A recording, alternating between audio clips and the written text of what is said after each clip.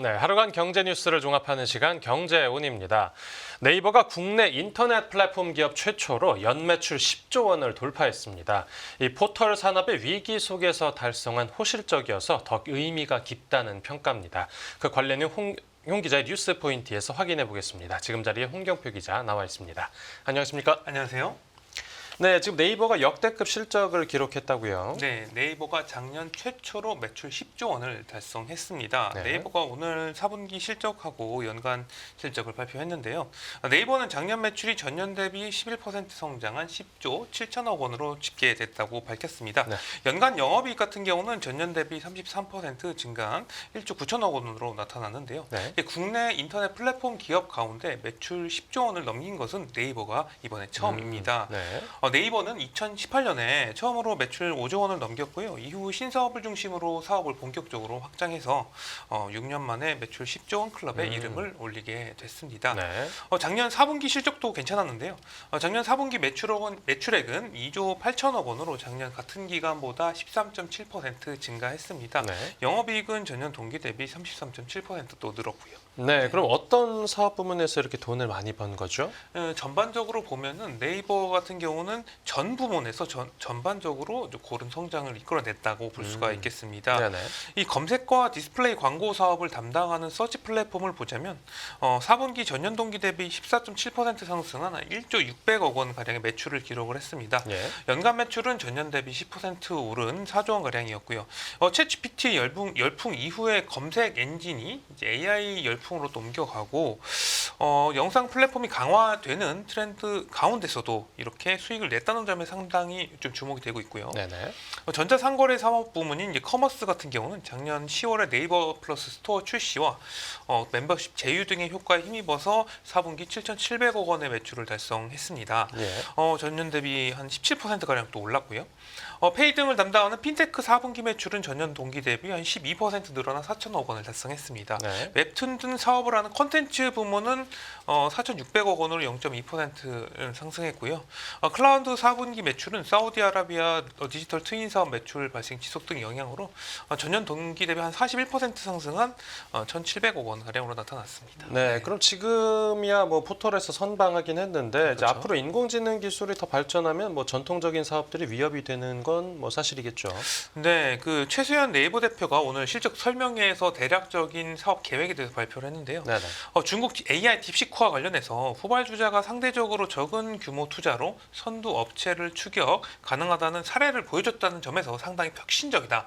이렇게 평가를 했습니다. 네. 이어서 우리 역시 선도 기업과의 기술 격차가 벌어지지 않도록 멀티모달 추론 능력 AI 강화에 전념하겠다면서 다양한 비용 효율화 방안도 추진하겠다고 밝히기도 했습니다.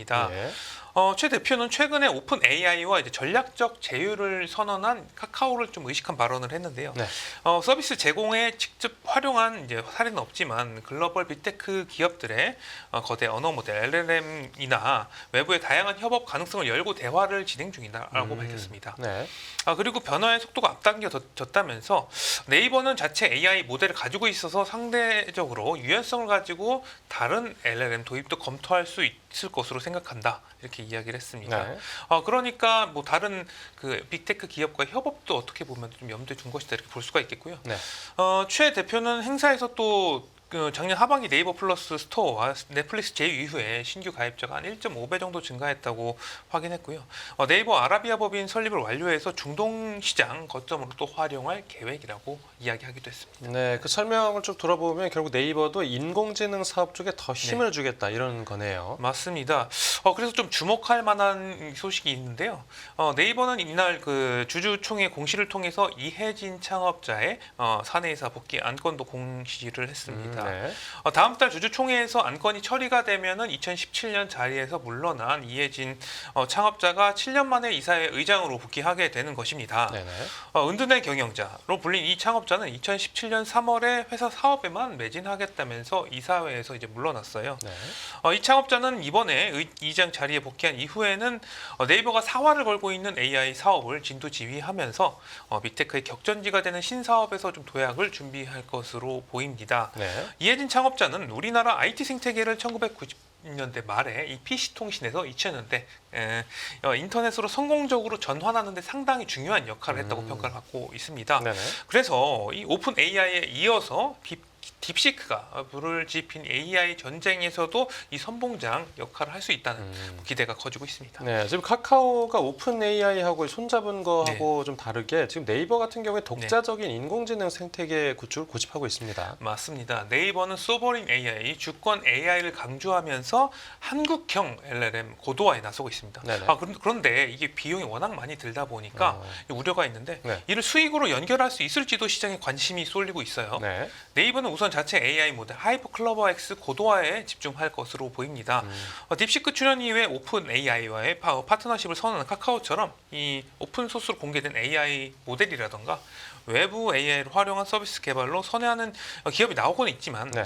네이버는 한국어와 한국 문화를 잘 이해하는 주권 AI의 중요성을 강조한 만큼 이 자체 모델 키우기에 좀 더 공을 들일 것이라는 예상이 커지고 있습니다. 네.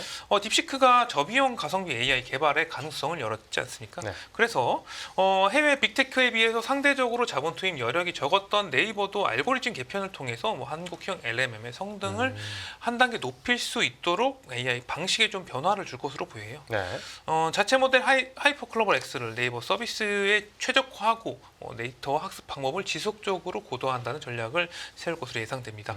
그리고 뭐 또 아까 말씀드렸다시피 자체 AI도 고도하면서 다른 회사와의 AI 협업도 열어둬서 앞으로 어떤 기업과 또 AI 협업을 할지도 지켜봐야 될 것 같습니다. 네, 실제로 이 챗GPT 같은 거 써보면 우리말보다는 영어를 더 잘 알아듣고 우리말을 잘 못 알아듣는 느낌이 있는데 네, 우리 또 토종 인공지능이 또 나올 거를 기대해 보겠습니다.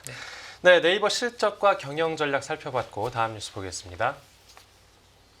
네, 1월 아파트 평당 분양가 1,600만 원대로 뚝. 지난달에 보면 이 전국적으로 좀 아파트 분양가가 꺾인 모습입니다. 맞습니다. 연일 고공행진하던 전국 아파트 평균 분양가가 지난달에 3.3제곱미터당 1,600만 원대로 떨어지면서 22개월 만에 최저치를 기록을 했습니다. 이 부동산 R114 자료에 따르면 지난달 1월에 전국 아파트 분양가가 3.3제곱미터당 평균 1,628만 원으로 집계가 됐는데요.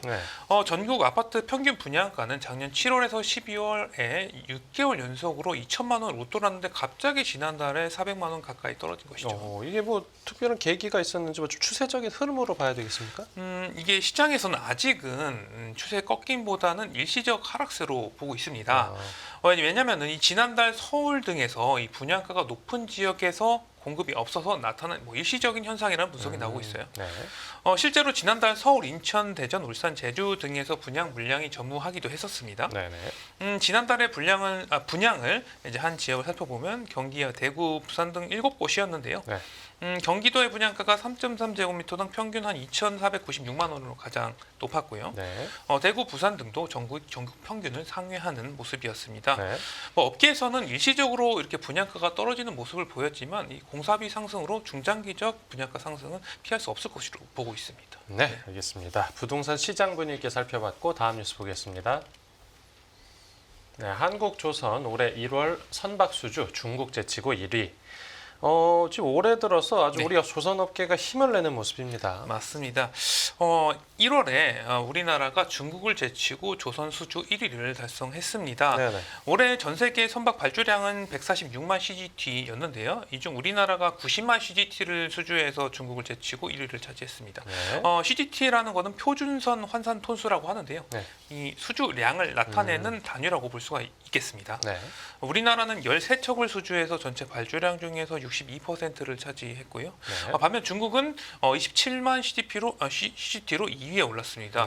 그런데 작년 12월에는 중국이 193만 CGT, 우리나라가 13만 CGT를 보이면서 이달 들어 우리나라가 유독 선방한 것으로 보이고요. 네, 근데 그 내용도 이제 주목해 볼 만한데 우리가 수익성이 더 높은 선박을 중심으로 이 수주한 게 더 긍정적이다 이런 평가가 있습니다. 맞습니다. 이 수주량 단위 이외에 척수료만 한번 따져보면 우리나라가 13척이고 중국이 21척이었습니다. 그러니까 척수는 우리나라가 더 적지만 네. 우리나라는 고부가가치 대형 선박을 중심으로 중국은 이 저부가가치 이제 소형 선박을 중심으로 수주가 이루어진 것으로 보여요. 네. 한 척당 선종별 가격을 보면은 한 17만 4천 세제곱미터 이상 LNG 운반선이 2억 6천만 달러 한 척당, 네. 초대형 원유 운반선이 한 1억 2,900만 달러, 초대형 컨테이너선이 2억 7,500만 달러 정도 하는데요. 네. LNG 선 등 고부가 친환경 선박에서 우리나라가 강세를 보이는 것도 상당히 긍정적 요소다 이렇게 볼 수가 있겠습니다. 네, 알겠습니다. 네, 조선업계 소식 살펴봤고 다음 뉴스 보겠습니다. 네, 미국 재무장관 트럼프 임기 내 강달러 정책 유지. 이번에는 이제 외환 시장에서 주목한 이슈인데 이제 미국 재무장관이 달러 정책과 관련해서 한마디 했습니다. 맞습니다. 스콧 베센트 미국 재무장관은 도널드 트럼프 임기 내내 강달러 정책을 이어갈 것이라고 공식적으로 밝혔습니다. 네네. 베센트 장관은 블룸버그와의 인터뷰에서 강달러 정책은 트럼프 대통령과 완전히 일치한다면서 우리는 달러가 강세를 유지하길 원한다. 이렇게 이야기했습니다. 네. 우리가 원하지 않는 것은 다른 국가들이 통화를 약화하고 무역을 조작하는 것이라고 말했고요. 베센트 장관은 우리는 공정한 무역을 원하며 그 일환으로 통화와 무역 조건에 관한 강경한 입장을 취하고 있다고 강조하기도 했습니다. 네, 그런데 원래 이제 미국에서는 그 강달러 정책을 좀 네. 공식적으로 계속 지지해 오지 않았습니까? 맞습니다. 이 수십 년 동안 고위 당국자들의 이 강달러 가치를 강조하면서 네. 이를 미국 경제의 역동성을 선전한 도구로 상당히 많이 활용을 해왔었지만 예. 사실 트럼프 1기 행정부 같은 경우는 수출을 위축시키고 다국적 미국 기업들의 어떤 해외 수익을 감소시킨다 이런 의견으로 인해서 강달러 정책이 밀려나기도 했었습니다.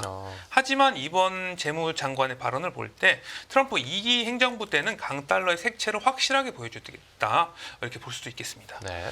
트럼프 대통령이 관세와 감세 정책이 경제 성장과 인플레이션을 끌어올리고 이로 인해서 이게 미국 연방준비제도의 기준금리 인하 속도가 늦춰질 것이라는 전망에 달러화는 지속적으로 강세를 보이는 흐름이고요. 네네. 지금까지의 트럼프 2기 행정부 기조, 이 초기 행정부 기조를 봤을 때 큰 틀에서 이런 기조는 변하지 않을 것으로 보입니다. 네.